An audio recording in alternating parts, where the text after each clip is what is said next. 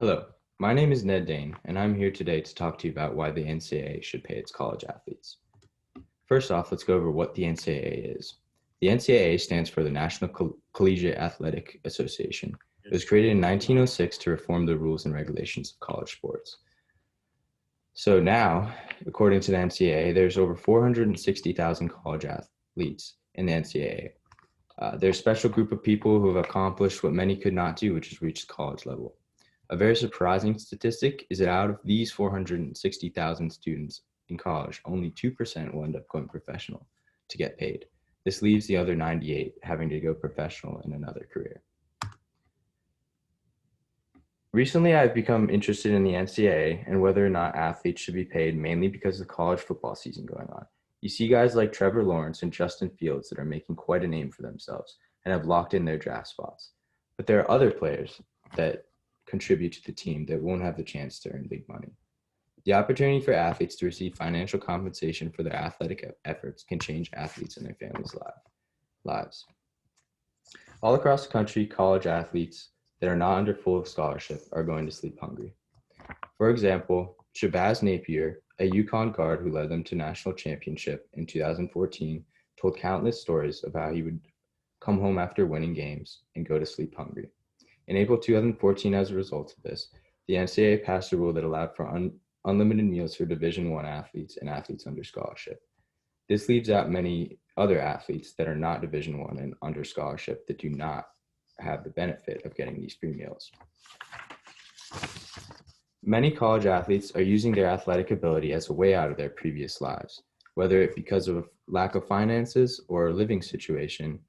Going professional can change their lives. If they are paid during college, there would be less chance for them to end up going jobless out of college. The transition from college athlete to regular person can be very hard. And according to Jenny Wilson, a former swimmer for Northwestern, most of her young life, including college, she was out of bed before practice, before 5:30 a.m. Now she works at the Hartford Courant in Connecticut as a reporter. It was a jarring shift, to say the least. And she even mentioned that there's a huge void in her life. So the burden of this can bring on student athlete mental health issues. So with the constant pressure to perform at the highest level, many students suffer from mental health issues. According to a study done by Georgetown University that looked at two groups of current college athletes and retired college athletes, the analysis of surveys revealed that nearly 17% of current college athletes had scores consistent with depression, double that of retired college athletes. That's a very bad statistic. With so many players being vocal about their poor experience with the NCAA, it is obvious that there needs to be a change, and it must be started by the players. Right now, the NCAA is currently profiting unfairly off their athletes. So here we can look at a chart that shows the amount of revenue that schools with the 10 largest revenues earn compared to the amount that they spend on their students. This is very unfair because there's millions and millions spent on revenue, but they're not spending nearly as much for the students.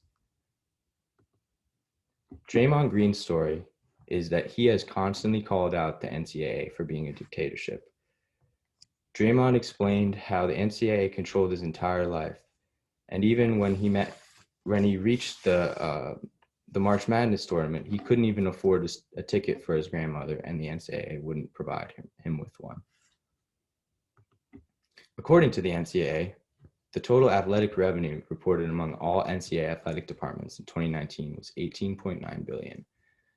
Of that amount, approximately $10.6 billion was generated revenue by the athletics department. This is a huge amount of money, and that should be dispersed better than this. This is why I say the NCAA is literally making billions of dollars off college athletes without paying them a cent. The only thing that they might receive is a scholarship, which isn't enough for many. Zion Williamson's story is that he almost got injured in a game for Duke by blowing through his shoe. If he had been paid the endorsement deals that he deserved, he wouldn't have to worry about missing out on his shot in the NBA. He fortunately made it to the NBA because he was not injured, but this was a huge scare because he could have missed out on millions and his shot to go to the NBA. So how much should athletes get paid? According to a study done by Forbes, if the two most popular conferences split their revenue 50% each, a football player would earn $360,000 per year and a basketball player would earn $500,000 annually. These numbers vary with popularity, of course, and it even mentioned that players like Trevor Lawrence should earn over $2 million because of his skill and popularity. He's deserving of this because he will be the number one pick in the NFL draft. Former LSU running back Leonard Fournette should have been paid $1.3 to $4 million based off of his jersey sales and revenue that he made at LSU. He was not paid a single cent. Leonard is now getting paid millions in the NFL, but it's astounding that he can make an organization so much money without being compensated for earning them that money. Now you're able to understand the unfairness of the NCAA. Making billions of dollars off players while not paying them is unethical, especially when many athletes are financially unstable to begin with. Imagine yourself in these athletes' shoes. How would you feel?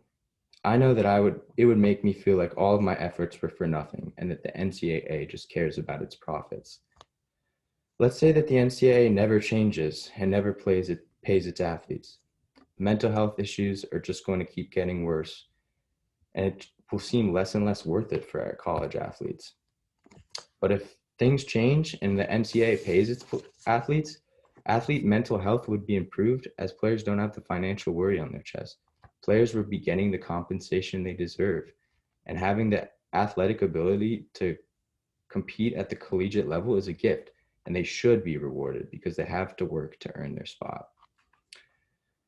Regular people like us do not really have the power to call out the NCAA and make a change. It needs to be the players as a collective effort to try to change the NCAA's corrupt ways, because without them, the NCAA would collapse.